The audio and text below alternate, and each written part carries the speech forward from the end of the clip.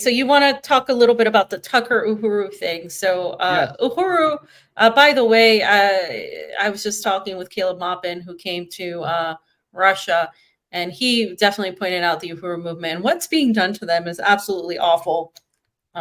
How they are going after them. Specifically, they had somebody that was a Russian in their group, but really there's nothing there for them to go after for. I mean, they didn't commit any sort of crime. And this is something that could be used again to punish other activists, to punish other groups of people.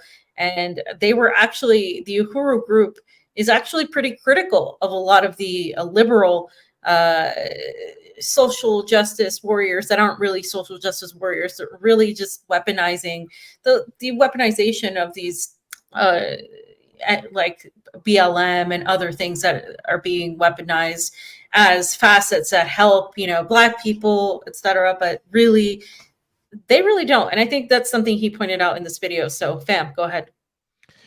All right, yeah, this is something too, fam, I wanted to bring to the table because, we were talking about our good friend Danny Shaw, and I told him about this. Like, he mentions the Black Lives Matter movement. Now, when we were in Brazil, right, Lula was having a press conference at that hotel, and it had people from the Black Lives Matter movement that was kind of attached in Brazil to what's going on over here. And it's one of those things that can be very tricky. I think a lot of people on the right were kind of frowned upon for, being anti-Black Lives Matter.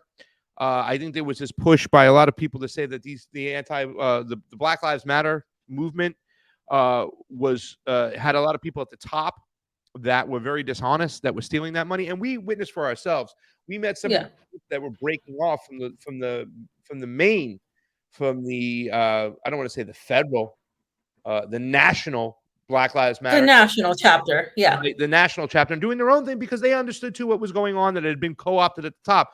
So I think it becomes very sticky, fam, when you say, well, I'm not for Black Lives Matter because it's co-opted, but does that mean you're not going to recognize the situation with Black people in America? Because there is a big difference. I mean, at the end of the day, I'm a Niko's talked about it, right? Have you talked to Niko about it? Niko and I talked about it a little bit. Well, listen, I understand. I think there just has to be a nuanced conversation about this whole thing. Yeah. What is white supremacy and who's really pulling the strings? At the end of the day, I always say our class issues are the biggest things. It's what Reverend Annie Chambers told us, right? She would say during that time when they eventually shut down Vegas Together, and this is the Black Panthers and the Poor People's Campaign working with the actual Ku Klux Klan to shut down Vegas Together because they had a common goal because they were all getting screwed, right? Like Reverend Annie Chambers told us when she walked in there, the Klan members said, "What do you want?" And she's like, "I want a check just like you. Now let's work together to get this done." But she had talked about when those checks were issued, they would give the white family $450 and the Black family $250. But they would do that to make sure that we would stay divided so they can keep control. And this is coming from Reverend Annie Chambers. This isn't a white guy speaking. This is Reverend Annie Chambers saying this stuff, right? So it's one of those things we have to examine, we have to look at, and we have to understand how it is manipulated, how it is weaponized. But still, you tell me, ladies and gentlemen out there, and this is some question I asked. Some people going on. If Black people make up 20% of the United States number-wise, how come they make up almost 50% of the jail population? It's racism. It's racism. You can't ignore that, right? So there is no answer for that. That's just straight, hard answers.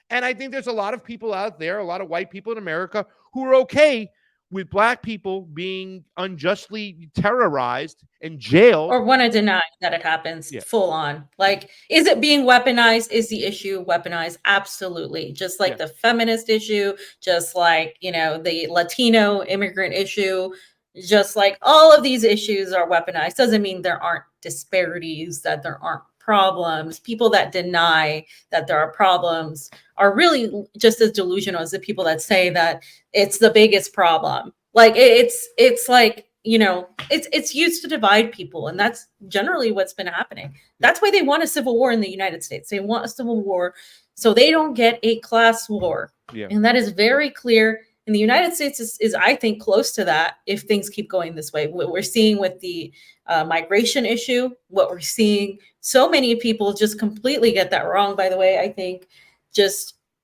we are not Europe. We have caused so much of the migration issues. By the way, Cuba, the whole thing in Cuba that just happened that I did a whole thing on.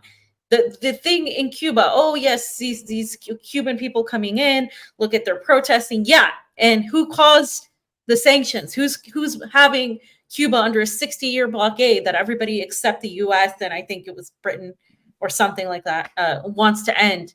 I mean, these are situations. You're talking about Cubans, you're talking about Venezuelans coming. Oh yeah, Venezuelans who are going everywhere.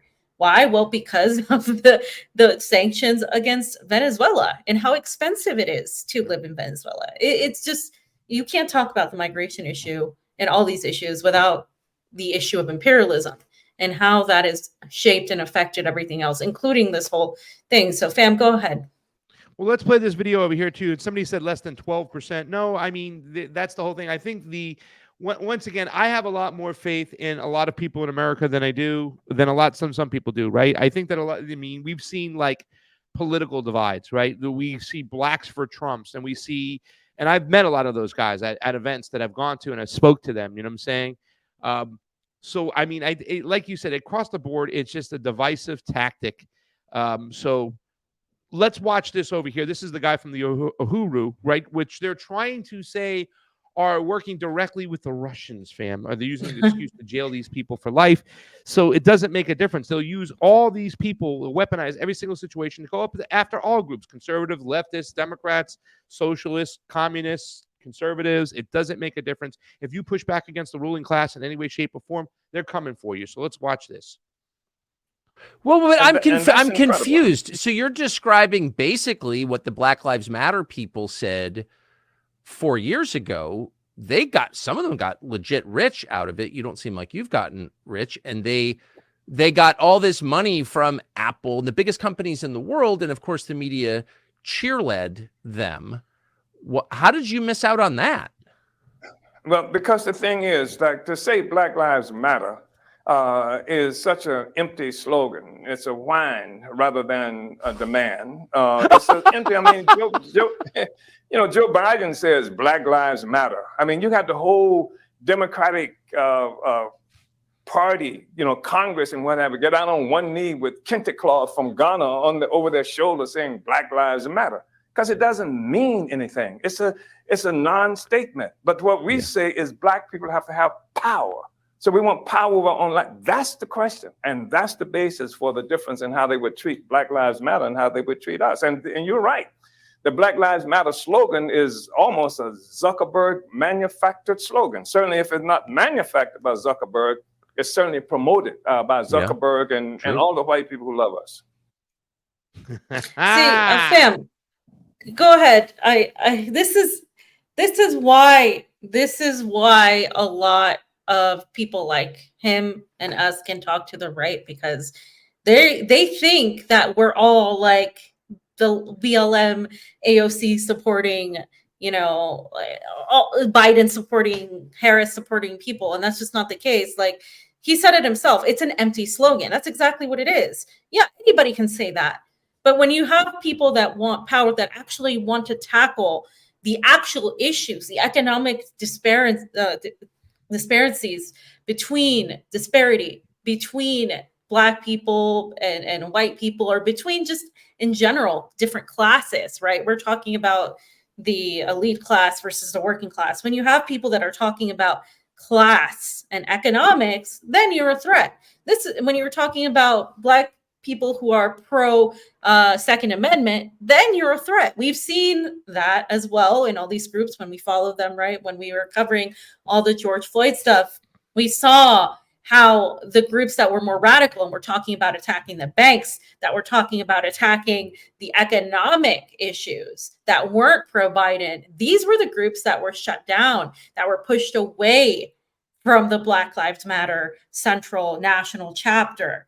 And so those groups are what would be the equivalent to the Black Panthers of the day. The Black Panthers who simply wanted to work with anybody to achieve equity. They wanted equity. They wanted power. They believed in the Second Amendment. Why do you think that all these laws came out against guns? It was attacking the Black Panthers. So I think this was great that Tucker actually got to hear that these people are that are not the same. They're not the same, because the people that are promoted in BLM, like what's his face that people make fun of all the time, they're frauds. They're doing it for the money. They're not really Patrice behind Cullors, this. right? Patrice Cullors is the Patrice name that Cullors. comes There out was the most. other guy, Sean. Yeah. What's his name? Sean, whatever. You're talking about anyway. Malcolm X? Yeah. Who called him that? Was that Niko? I forget. No, it was Steve. Or Steve. Oh, Steve Steve. would come Oh up my God. with Steve would come up with a list of names. But I mean, that was my favorite one. Is Sean King? He called him Malcolm X, right? Yes. So I mean, you know, it's just crazy. You know, so many people are like asking about you, Sam. I'm telling them that you're okay. They're like, "Is Fee okay?" Because we were doing a show the other day, and we freaking thought that your Twitter was taken down, so we were like, I deactivated because I'm traveling, and I reactivated because of the Moscow thing, but I will deactivate again, and then I'll reactivate again. It's one of those things. I can't tell you guys, but I will. You'll know. So you'll know.